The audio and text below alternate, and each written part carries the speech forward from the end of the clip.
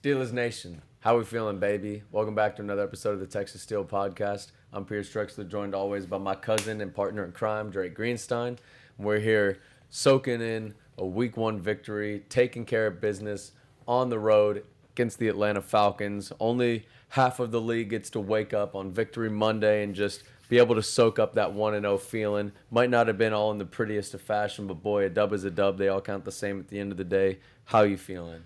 Man, I'm feeling good because we are still undefeated, baby. Hey, here we know go. The vibes. You know it. You know it. Not a lot of teams can say that. Like I said, just about half. But, man, just very, very excited to have football back here. Football that actually is meaningful, not just preseason stuff, man. Overall, I actually was able to attend the game. Blessing. Just super thankful to be able to go and partake in that. We took over. It was an absolute takeover. We'll drop some clips here that I took while I was out and at the game. But, I mean, I'd have to say at least 60% Steeler fans. I mean, we really took over. Atlanta fans were leaving in the third quarter. They were having to do a silent count at their crib, which, you know, is just an ultimate deflating defeat as a team when you got to go on a silent count at your own home stadium. So we took over. We got the dub, man. But Believe that. it was just a great time overall. How you think we handled business? What are your biggest concerns, or what are you liking? What are you disliking? What did you see out there? I got a lot to say. We'll save the quarterback controversy for last. But what I will say is, you know, it's gonna. A lot of people will say, "Oh, you know, all field goals." And don't get me wrong, I think there's a lot to improve on the offense. We talked about this while at the game, right after immediate thoughts. But there was something about the offense. There was like actual potential that you saw from the offense from Justin that gives me optimism. And like you saw it in the first quarter. There's that BS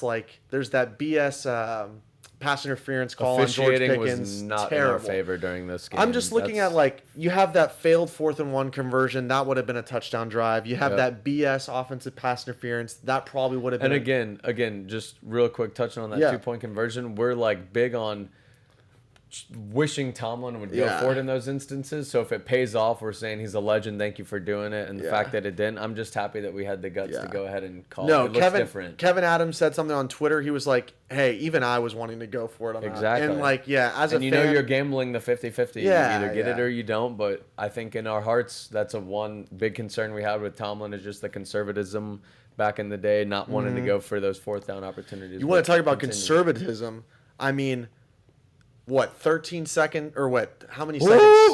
How many seconds? 21? It was like 32. Yeah, 33. 32 seconds before half, 2 timeouts. I will say there was some coaching malpractice because we have 2 timeouts. Tomlin just decides not to use it, even though the clock's still running. So we only get 2 plays. Thankfully, that's all we needed. You rewind us back to 2022 with Kenny Pickett. And you give us 30 seconds with 2 timeouts. Taking a knee. We're taking a knee. We're heading to the tunnel. Let's get to the locker room. Let's regroup. We didn't fumble. We didn't turn it over. Oh my God! I'm going to frame it over what I'm saying. But we had Justin roll out to the left and freaking throwing a piss missile across the field. Threading it. Bro, and that thing could have went for a tutty if George Pickens got past that guy. Okay, but that's the other thing. George, what are we doing? I know. Get out of bounds. Don't try to make a cut. Be the hero. Have some situational awareness with the clock. But thankfully, he got tackled out of bounds. Again, I don't think thank yous could compromise the deal with Boz. Boz, you are. I mean, let's not act surprised, though. We know who we got in-house, man. Boz is, if not the best kicker in the NFL, obviously best from 50-plus. It came down to it. I mean, definitely, and let's not just stop at the field goals. Buddy having to come in and a punt, boot the ball. I mean, he got 45 on that, John. So to see that we can still flip the field, I mean, obviously he won AFC Special Teams Player of the Week. Definitely think he deserves it. Shout out, Boz. Kind of back to what you were saying, man. Obviously, there was progress. There feels like there's an it factor. Not that it's fully developing with this offense, but just to see that, I mean, whoever's just going to watch the box score is going to look at it and say same old Steelers. I thought it But was for those- misleading. I thought the box score was For misleading. those, like you said, some horrible officiating calls that went against our favor. Pass interference, I mean, so ticky-tacky. Oh When my have you gosh, ever yeah. seen that type of call? And again, that was the strip sack. a 50-yard. Don't even get me Yeah, started. I mean, we yeah. can throw the play. The referee came up to TJ mid-game and said, "Yes, sorry, I missed that." You think Yeah. that's what TJ Watt wants to hear when he's Yeah. chasing a depoy that he's been snubbed 2 seasons in a row this year? I mean, Yeah. TJ. Ridiculous. We can get into these. I mean, talking points. yeah, I defense as a yes, whole deserves its own takeaways. section. I focused on the offense and kind of my glimmer of optimism with that, but ultimately the takeaways that we should have is we got a damn good kicker, and we have the best freaking defensive player on the planet. I think We have the best defensive player. We have the best defensive player in the planet. God damn it! Like Yeah. we had. Oh my god! I can't And- believe it's been snubbed so many times. It's insane. It's been unfortunate, and again, like you said, he had 2 strip sacks that the plays were called back on egregious penalties. I mean, you can look at the time. Egregious. He timed it perfectly. It was Troy Polamalu-esque, and to see it get called back is just a damn shame. But again, ball don't lie. We saw how the game concluded. Final play of the game, I was thankfully able to sneak down from my nosebleed down to front row section. I could have kissed TJ if I wanted to, but seeing him take a bow after it as if to kiss the haters and Yep. say, just wait for what you've unlocked a beast for this season. And I was just one thing. very I just, happy to see. Bro, I said this to you via text to Gage and you. Every single play that went in our favor defensively, you could honestly say like, oh yeah, TJ made a factor. His presence was Yeah, just like felt. Even like if he on the wasn't making the interceptions, tackle. or like on a bad like miscue, like on a throw that like Kirk Cousins tried to throw this ball across the middle of the field, but it hit the dirt 3 feet. Yeah. But TJ made him pump because he felt his presence. He blows up screens. You see that screen Mm-hmm. when the Falcons had the ball, they're trying to tie up the game or take the lead in the fourth. Oh, yeah. Boom, screens blown up. The pick with Deshaun Elliott, even the pick with Corey, Dante Jackson, yeah. Yeah, bro, you could freaking attribute damn near every single positive play. TJ's making a small impact or like a large impact at every freaking play. I mean, he's the most invaluable player that we have, man. Absolutely. He's insane. He's the MVP. Yeah. And again, I know it's crazy to say it as someone with all the greats that we have in the history, but you got to cherish greatness while it's in the building. And man, he could be One of when those it's all ones. said and done, the greatest to ever wear those threads. So obviously, we don't take it for granted, but taking it a little step further, zooming out a little bit. We talked TJ, but man, defense as a whole played with their hair on fire. Yeah. I think Alex Highsmith and Minka Fitzpatrick had quiet but very, if you're obviously quiet to the box score, but if you're looking at their presence, I mean, Minka coming in, 7 big-time tackles, still Did you filling see the Minka box. hit Bijan? Oh my gosh, hit him like a train. Minka's sitting deep in the secondary. They give a run to Bijan. Minka explodes. Boom, nails Pop it. Bijan, And bro. again, he didn't have the pick or no real action in the secondary. But again, Joey Porter Jr. fits into that conversation. He was kind of quiet, but if you're He had if- Drake London in jail, bro. you're- In jail. Wait, If you- two but again- targets? What, for 5 yards or 2 catches for 5 yards? That's what I'm saying. Bro. People are like, "Oh, JPJ was quiet," but it's like I'm That's a happy good thing. not hearing Yeah, his name yep. because that means he's locking up the number 1 wide receiver. And you look at Atlanta's offense. I mean, other than a rattled Kirk Cousins, the only thing they had going for him was Bijan Robinson hitting a few. But again, I look at our rush defense this year compared to seasons of past. Yes. A lot of these runs by Bijan would have broken off that first contact and gone for an extra 4 or 5, but we are containing it. Again, another thing that's going around the culture is Patrick Queen had a quiet game. He's a bust. He's a waste of money. He's quiet because they ain't running his way. Like his yes. presence is enough out there. Like they're trying to scheme these things.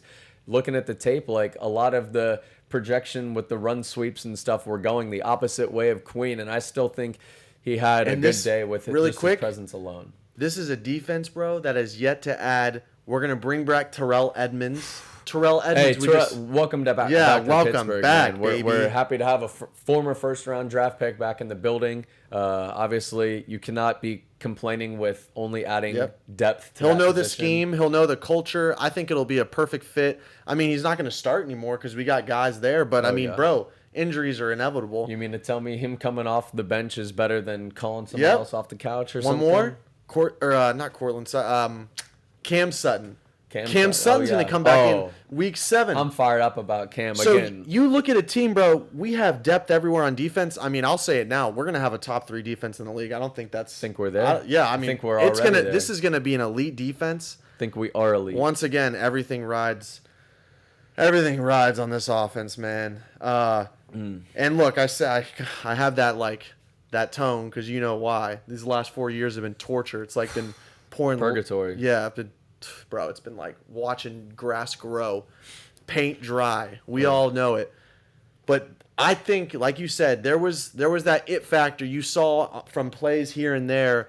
You see it on that dime across the field that Justin has. You see it on the quick scramble. You see it on that freaking beautiful ball to George Pickens leading him back in field. Oh yeah. You know, because he looked away, got the safety, and then GP was killing.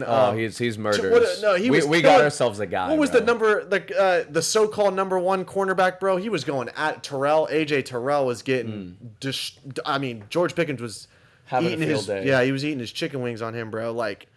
I think we got a guy in him, but again, as a whole of an offense, man, how rewarding and refreshing is it to not have a 3 and out in the first half, man? I know. Try to look that stat up. I cannot tell you when and if the last time that had happened, but if I were to take a stab at it, I would say it's been a minute because I could obviously just tell our defense was getting fresh. Yep. They were not having to come on the field gassed after only having 3 and out after 3 and out, trying to catch their breath, get back in. Obviously, that's why we're seeing all of them play at such a high intensity. The battery is still charged. So, yes, we didn't light it up and get 30 points, but inevitably Justin Fields took care of the football. He didn't turn it over.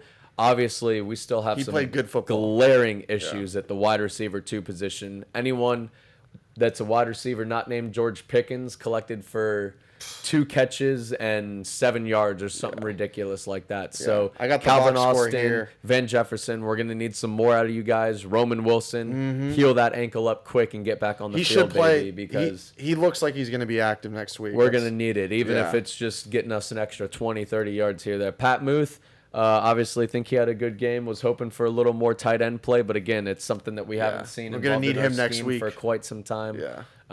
Muth, we're hoping you step up. Obviously, we haven't touched base. Congratulations on the contract. Touching base on that real quick, I mean, we see what some of these higher-end tight ends are going for. If we think that he can truly be getting into that next threshold, I mean, I think we got him on a steal because you look at Kelsey making 18, 20 mil a year. We got him locked down for about 12 a year. But It's again, like the 10th paid tight end. oh yeah, And but that's again, pretty fair. performance. Yeah, I that's think pretty he fair. floats around that top 10, maybe even taking into that next step of top 5 or so. We'll just have to see how this season pays out. But Well, let me share this real quick Go for because it. you talked about the 3 and outs, and this is just something like I think this is a step in the right direction. I want to take you through each Steelers drive result. First drive, field goal. All right, I'll live with that because we answered. I mean, they had a field goal. It wasn't and then until we week went down. 7 that we had an opening drive score last year, so I'll take it. Second drive, field goal. I'll take it. Third drive, 8 plays, punt. I'll take it though. I mean, Defense's it's still rest. They can get back out there, and I think they had a big play. extended drives. Yes, third drive, first, second, third, fourth drive, field goal.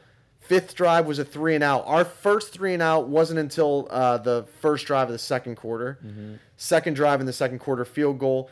Third drive in the second quarter, field goal, and then turnover on downs, a punt, and a field goal. So I mean, you're looking at what we scored 6 out of 10 drives.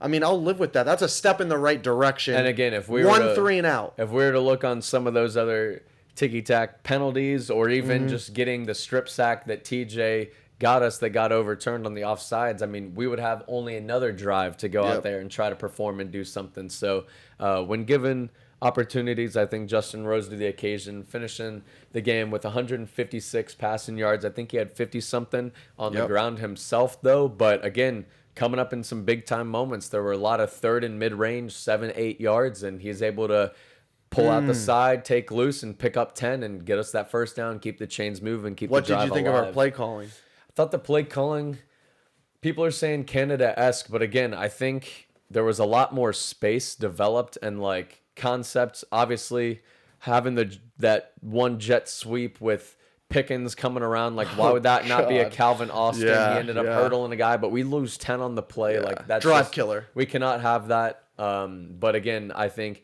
there were a lot of good routes. I think we were taking our vertical shots. Unfortunately, we got a couple of penalties called on some of those. But Yep. again, some did pay off. I mean, GP had a 50-something yard play, 40-something yard play. So obviously good to see the stretching downfield. I think looking at just the scheme we constructed, though, I think Russ was set to be the guy. And I think surely this injury did set him back. I mean, Justin Fields was not announced as the starter until Sunday. Obviously, within building, he probably had known he got in the keys Saturday. But even then, Arthur Smith probably had a scheme set for Russ, had to dumb it down for Fields less than 24 hours to kick off. And we throw our backup quarterback out there, getting used to the scheme. Obviously, we had the unfortunate fumble to start the game. Yeah, Of course, yeah. first play. We saw how the preseason He's got to went. get that together, But bro. again, That's happening too much. I like seeing the adjustments of putting him into shotgun, not having him take under center snaps, because that's obviously It was what rough Russ to liked start off. do. It was rough to start off, but he settled into the game. One big takeaway that I had that was just a gut reaction is I can't stress how important it is to be a good football team is to get ahead of the chains. If you know what I mean by this, but for anyone watching, getting ahead of the chains, setting up second and third down and manageable. Because that's just it. That's what opens up the playbook. So, like for the last 3 years, it's always, run, lose 1 yard, run, get the 1 yard back. It's 3rd and 10, and now Kenny has to make Kenny's noodle arm has to get us, 20 yards or 10 yards, and that was tough. Now this so many of those drives were successful because you'd look at a 2nd and 3. That's so manageable because you could throw a slant, you could throw a dig, Justin or you on could the send a run. bomb, or you Yeah, could, yeah. you could Anything. The playbook is just Endless. so endless, endless, and it was the same thing. Every single drive, you just felt okay, we could call anything here. You could call play action because we had a great Najee run to set up 2nd and 2, so we could just run it up the gut, keep the drive going, or play action and take a deep shot and set up. If that doesn't hit, we can still get a 3rd and 2 with a run. Oh, yeah. And I just felt this isn't necessarily the play calling, just as far as the execution and giving our offense breathing room to be okay, we have set ourselves up to, either we can take a shot, we can go intermediate, or we can just punch it up the gut. I think that was the most drastic shift for me. It was just every time we had the ball, it was all right, this is a 2nd and 2, 2nd and 3, or a 3rd and 4. We can convert this instead of 3rd and 15. Oh, Completely. God. I think looking at an offensive coordinator perspective, Matt Canada, obviously good riddance, but I think he was kind of a guy that crafted his playbook, and he's like, look, I'm making my playbook and treating it as plug and play amongst quarterbacks, whereas Arthur Smith, I feel actually can develop schemes for each individual quarterback and have packages set up. But while we're focusing on the offense, obviously we gave the defense their flowers, special teams their flowers, shout out Boz. But I think we got to credit the O-line. They obviously held up a lot better with a lot of injuries that kind of flirted just as the season was getting going and kicked off. I thought they held their ground very, very well against what people are saying is a competitive defensive 7 on Atlanta's part. And Najee Harris, man, running his ass off angrily, no contract. He saw frickin' Cam Hayward get a contract. We knew coming into this offseason with 3 current tenured players, it's going to be Cam Hayward's going to get a contract or won't. Pat Freiermuth will get a contract or won't, and Najee will or won't. The first two dominoes fell, but the fact that Najee has seen the bread be distributed, know we're sitting on bread, and still showing up to work as if I'm going to kick the door down, man, that's what you want to see out of a franchise running back. I know people are already saying the shelf life with running backs, but man, I wish we would have picked up his 5th-year option. I only think if he can keep this up and prove that, man, show me that I'm the best back on this team. Jaylen Warren, limited in snaps. Obviously, I think still recovering from his hamstring injury from earlier. I think we will see his snap count advance as the season goes on. But with Najee carrying the brunt end of the load, man, angry running. You saw him get up, chirp, bark in people's faces, man. That's the type of Pittsburgh football we want. Hard nose, just we're going to out physical your ass. And he showed up to play without a payday. And, man, it just... the character in Najee Harris continues to show, and I think he's well deserving of his flowers on that front. I mean, you can't understate what he brings to the locker room, the physicality. Plus, much like Derrick Henry, gets better throughout the game. Yes. Like, it's Yes. fourth And quarter, the bro. season. Yes, it's fourth quarter. You're sore. hit And you then they're harder. like, shit, I'm about I'm to not feed trying him to tackle again. that. Yeah, Yeah. bro. I'm not trying to tackle Yeah, that. that's definitely a deflating feeling. Bro, you want to talk about O-line, though? Guess who was the highest rated offensive lineman according to PFF week 1? Dan Moore. Zach Frazier. Really? Highest rated offensive lineman from Wow. week 1. Check it. And that's what you want to see. I mean, obviously, these first or second draft picks that we've had in these following years, I mean, we're trying to beef up this O-line. We are wanting to get franchise guys, a group of guys that can click and mold, like the Pouncey, DeCrasco, that type of era guys. And, I mean, obviously, it's been the gift that keeps on giving. Omar Khan, shout out for another stellar draft, getting us the guys. The GOAT. But let's get Troy Fautano healthy and back out on the football field. should see him week 2. Or let's not. Let's see. Obviously, let's see where it goes. But real quick, obviously, moving on to next week, we're going to have another game coming and situated for that. But feel like it was a good enough performance out of Justin. Obviously, a clean game, no mistakes, didn't turn the ball over. Not the most gaudy of numbers, but it's come out and looks like we're going to be rolling with Justin Fields to start. Steelers generally are looking like an organization that tends to like to give those guys the revenge games if they have it, or they're very player centric and want to win for those type of guys. So when the news came out and broke today that Justin Fields is getting the keys, I was definitely taken aback. I thought if Russ was healthy, this was the game he's going to go. Yep. But if he's not getting this game, Drake, what game in this year is he going to start unless don't know. Justin Fields falls through the ceiling?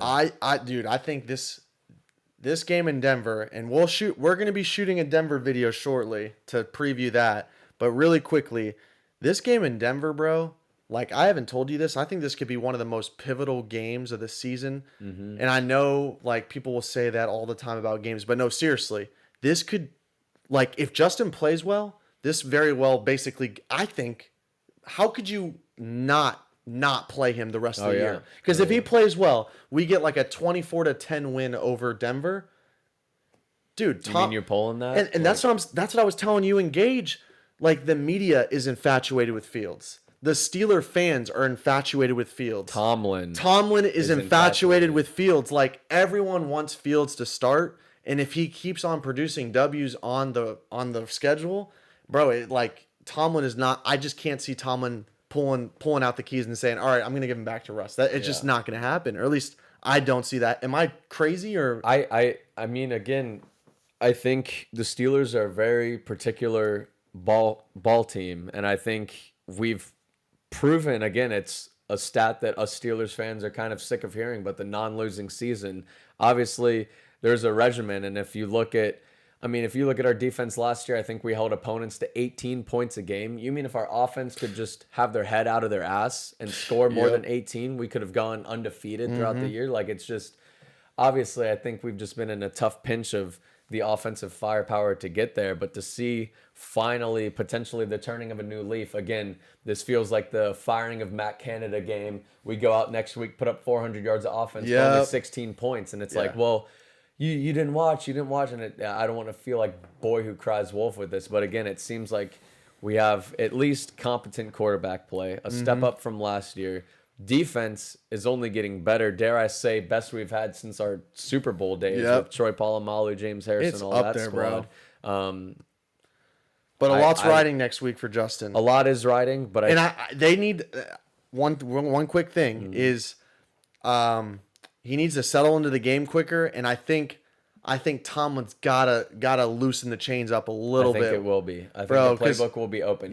We'll test his arm a little more, and even if we see an interception, again, I know they got that good cornerback out there, so he's going to be hawking around and maybe taking George Pickens out of some equations, but expect a turnover. Obviously, we'd like a clean game, but test his arm a little bit. Like, we have this new toy. Let's see what we got in it. This is the part of our season, because in the back end of the stretch, I don't want to be experimenting playing our first AFC North game. I'll tell you that. So I think playbook will be opened. Again, I think due to circumstance last week, short notice, it was more refined Russ playbook, converted over to Fields, and it was just kind of testing of the waters. Safe a little bit, yeah. And again, the fact it's just shout out the defense, man, containing the 10. I mean, the ugly officiating, the slow starts, the non-conversions of touchdowns and only getting field goal. I mean, to still pull out a win in quite dominant fashion. I mean, obviously it was a tight game, but come the third quarter, I was like, it's on ice. Like, we have it. Let's get out of here. So it was a great win. Feels kind of crazy sitting on top of the AFC North, 1-0. Everyone Kings of the else North, baby. 0-1, baby. And again, the other opponents don't got no layup games coming up next week, I think. Cincy got the Chiefs in Arrowhead, which is no gimme. Cleveland goes on the road to the Jags, and I think Baltimore Ravens host. Might have a little cupcake. Yeah, I think they got a cupcake one. But again, we'll see. If not, we just got to handle our business, take care of it on the road in Denver. We'll have another post game or pre-game coming up for that one, just touching base on everything to be with that, more health situations, and anything before we head on out of here? Yes, we will see you in Denver, but at the moment, baby, we are undefeated, 1-0. Let's keep the train rolling, baby. Take it in. Hold it down, y'all. And here we go, Steelers. Here we go.